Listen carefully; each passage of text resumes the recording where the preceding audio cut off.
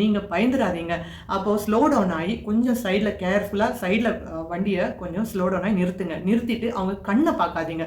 கண்ணை பார்க்காம நீங்கள் உங்கள் ஃபோன் எடுத்து பேசுகிற மாதிரி ஒரு கேஷுவலான ஒரு பாடி லாங்குவேஜ் வச்சுக்கோங்க.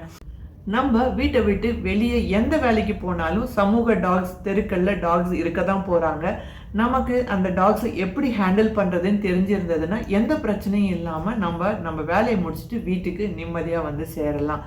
அது என்னென்ன டெக்னிக்ஸ்னு இந்த வீடியோக்குள்ளே சொல்லியிருக்கேன். வீடியோவை ஸ்கிப் பண்ணாமல் ஃபுல்லாக பாருங்கள், உங்களுக்கு ரொம்ப ஹெல்ப்ஃபுல்லாக இருக்கும். இன்னும் நம்ம சேனலை சப்ஸ்கிரைப் பண்ணலைன்னா சப்ஸ்கிரைப் பண்ணி வச்சுக்கோங்க. என்ன டாக் ரிலேட்டடான பல பயனுள்ள வீடியோக்களை நம்ம ரெகுலராக போஸ்ட் பண்ணிகிட்டே இருப்போம். வேலை முடிச்சுட்டு ராத்திரியில் வீட்டுக்கு வரும்போது நாய் எங்களை துரத்திட்டே வருதுங்க. பைக்கில் கம்பு இல்லாமல் நாங்கள் ட்ராவல் பண்ணுறதே இல்லை. சைக்கிளில் வரும்போது நாய் எங்களை பக்கத்துலேயே துரத்திட்டு வருதுன்னு சொன்னேன். உங்களுக்காக தான் இந்த வீடியோ. நீங்கள் மட்டும் இல்லைங்க, நாங்களும் இதெல்லாம் இந்த டெக்னிக்ஸ் எல்லாம் தெரியறதுக்கு முன்னாடி ரொம்ப பயந்துருக்கோம். என்ன தான் நம்ம டாக்ஸுக்கு சாதம் போட்டால் கூட நம்ம டாக்ஸுடைய பிஹேவியரை தெரிஞ்சு வச்சுக்கிட்டா தான் இதை நம்ம ஈஸியாக ஹேண்டில் பண்ண முடியும். டாக்ஸுக்கு ஸ்பீடாக எது போனாலும் அது அவங்களுடைய இறை மாதிரி தாங்க தெரியும். அதாவது ப்ரே. அவங்க பக்கத்துலேயே ஏதாவது சக்கரம் ஸ்பீடாக போச்சு, யாராவது ஸ்பீடாக ஓடினாங்கன்னா கூட அதோட இறை ஓடிட்டுருக்குன்னு நினச்சிட்டு அவங்களே அறியாமல் அது அவங்களுடைய உள்ளுணர்வு அதை போய் பிடிக்க போவாங்க. சில நேரம் நீங்கள் கவனிச்சிருப்பீங்க, நம்ம ஒரு ஸ்ட்ரீட்டுக்கு போகிறதுக்கு முன்னாடியே அந்த ஸ்ட்ரீட்டில் இருக்கிற டாக்ஸ் நம்மளை அட்டாக் பண்ணுறதுக்கு ரெடியாக நின்றுட்டுருப்பாங்க. ஏன்னா நம்ம பைக்கில் இருக்கிற இல்லை காரில் இருக்கிற டயரில் நிறைய டாக்ஸ் யூரின் பண்ணியிருப்பாங்க. நம்ம எங்கெங்கே போனோமோ அங்கெல்லாம் பண்ண அந்த டாக்ஸோட யூரின் ஸ்மெல் நம்ம போகிற ஸ்ட்ரீட்டில் இருக்கிற டாக்ஸுக்கு ஆல்ரெடி நிறைய மீட்டர்ஸ் முன்னாடியே காற்றுலேயே அந்த ஸ்மெல் போயிடுங்க. அதனால் அவங்க தூங்கிட்டு இருந்தால் கூட அவங்க எழுந்திருச்சு பயந்து போய் நம்மளை அட்டாக் பண்ணுறதுக்கு ஏதோ டாக்ஸ் வந்துட்டுருக்கு நினச்சிட்டு ரெடியாக நின்றுட்டுருப்பாங்க. அது உங்களை அட்டாக் பண்ணுறதுக்காக இல்லைங்க, நீங்கள் உங்கள் டயரில் இருக்கிற அந்த டாக்ஸோட யூரின் ஸ்மெல்லுக்காக தான். நீங்கள் அந்த ஸ்ட்ரீட்டுக்குள்ளே போன உடனே அப்படியே குலைச்சிக்கிட்டே போன்னு கத்திக்கிட்டே வருவாங்க ஃபுல் குரூப்பாக. நமக்கும் ரொம்ப தொடையெல்லாம் நடுங்கிரும். அது நம்மளை அட்டாக் பண்ணுறதுக்கு இல்லை, அவங்க நினைக்கிறாங்க அத்தனை டாக்ஸ் அவங்கள அட்டாக் பண்ண வருதுன்னு. டாக்ஸ் எல்லாமே ராத்திரியில் ரோட்டில் தாங்க வளாத்தி முடிச்சுட்டு ரோட்டில் தான் படுத்து தூங்குவாங்க. ஏன்னா தினம் எல்லாம் நம்ம என்ன பண்ணுறோம், வண்டி எல்லாம் சுற்றிட்டே இருக்கும் இல்லைங்களா ரோட்டில். அதனால தான் ராத்திரியில் ரோட்டில் நிம்மதியாக படுத்து தூங்குவாங்க. அந்த டைமில் நம்ம ஆளுங்க என்ன பண்ணுறாங்க, டூ வீலரில் போகும்போது நாய் இருக்கிறத கவனிக்காமல் அவங்க காது பக்கத்துலேயே சர்ன்னு வண்டியை ஓட்டிட்டு ஆக்சிலரேட்டரை ஃபாஸ்ட்டாக கொடுத்துட்டு போகும்போது டாக்ஸுக்கு வந்து இரிட்டேட் ஆகி அந்த வண்டி பின்னாடி ஓட ஆரம்பிச்சிருவாங்க. ஏன்னா டாக்ஸுக்கு கேட்கும் திறன் வந்து 4 மடங்கு அதிகங்க. அவங்களுடைய நமக்கு கேட்குற அதிர்வலைகள் விட அவங்களுக்கு கம்மியான அதிர்வலைகள் கூட நல்ல சவுண்டாக கேட்குங்க அவங்களுக்கு. அதனால ரொம்ப இரிட்டேட் ஆயிடுவாங்க அவங்க. புது இடத்துக்கு நீங்கள் போகிறீங்க, அங்கே டாக்ஸ் இருக்காங்க அப்படின்னா நீங்கள் எப்படி டாக்ஸை பார்த்து பயப்படுறீங்களோ அதே மாதிரி புது மனுஷனை பார்த்து டாக்ஸும் பயப்படுவாங்க. அதனால் போகும்போதே புது இடத்துக்கு போகும்போதே உங்களுடைய வண்டியை வந்து கொஞ்சம் ஸ்லோவாகவே விட்டுட்டு போங்க. ஆக்சிலரேட்டரை ஜாஸ்தி கொடுத்துடாதீங்க பைக்கில் போனீங்கன்னா. அதே மாதிரி சைக்கிளையும் ஏதாவது டக்குன்னு சவுண்டு வந்ததுன்னா அவங்க பயப்பட சான்சஸ் இருக்குது. நீங்கள் ஒரு வேளை பை மிஸ்டேக் மறந்துட்டு ஸ்பீடாக ஆக்சிலரேட்டர் கொடுத்துட்டு போயிட்டீங்கன்னா அந்த சவுண்டுக்கு அவங்க கண்டிப்பாக இரிட்டேட் ஆகி குலைச்சிட்டு வருவாங்க. நீங்கள் பயந்துடாதீங்க. அப்போது ஸ்லோ டவுன் ஆகி கொஞ்சம் சைடில் கேர்ஃபுல்லாக சைடில் வண்டியை கொஞ்சம் ஸ்லோ டவுன் ஆகி நிறுத்திட்டு அவங்க கண்ணை பார்க்காதீங்க. கண்ணை பார்க்காம நீங்கள் உங்கள் ஃபோன் எடுத்து பேசுகிற மாதிரி ஒரு கேஷுவலான ஒரு பாடி லாங்குவேஜ் வச்சுக்காங்க. பதறிட்டீங்கன்னா அவங்களும் கண்டுபிடிச்சிருவாங்க நீங்கள் பயப்படுறீங்க. இன்னும் உங்களை பயமுறுத்த சான்சஸ் இருக்குது.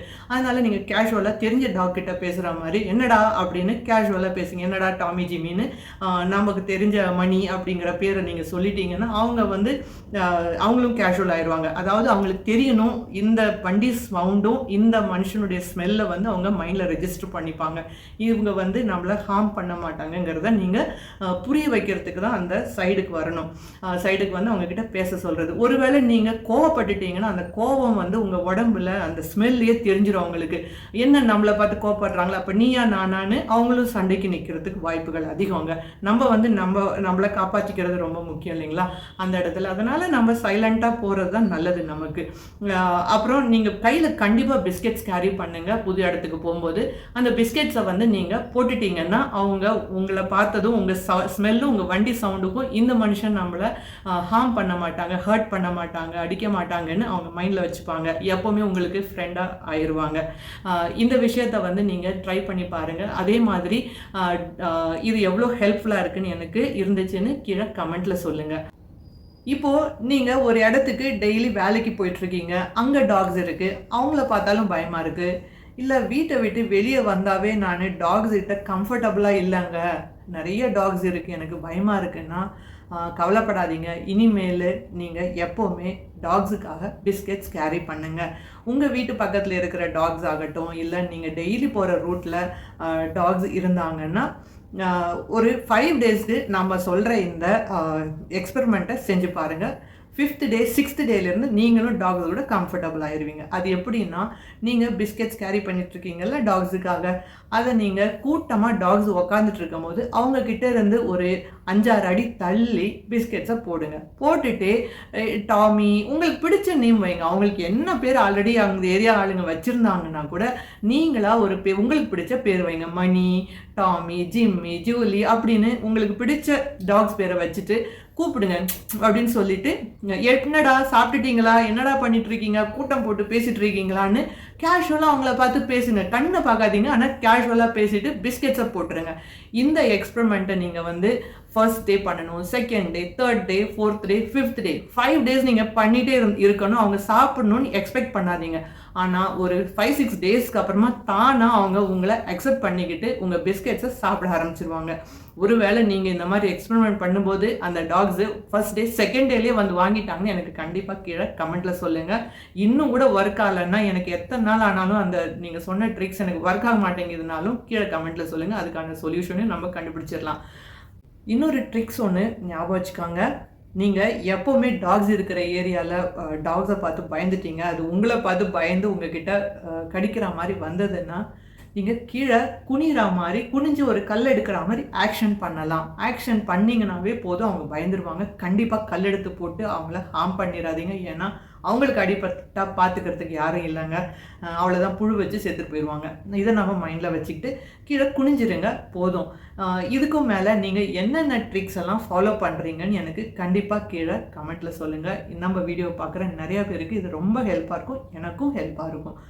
இன்கேஸ் உங்களை வந்து டாக் கடிச்சிட்டாங்கன்னா கண்டிப்பாக நீங்கள் ரேபீஸ் வேக்சினேஷன் ஹாஸ்பிட்டல் போய் போட வேண்டியதாக இருக்கும். அந்த கடியை பொறுத்து இம்யூனோக்ளோபினும் போட வேண்டியது வரும். அதை வந்து நீங்கள் டாக்டர்கிட்ட கேட்டாவே அவங்க சொல்லுவாங்க. கண்டிப்பாக கேர்லெஸ்ஸாக இருந்துடாதீங்க. இந்த விஷயத்த உங்கள் ஃப்ரெண்ட்ஸுக்கும் ஷேர் பண்ணுங்கள்.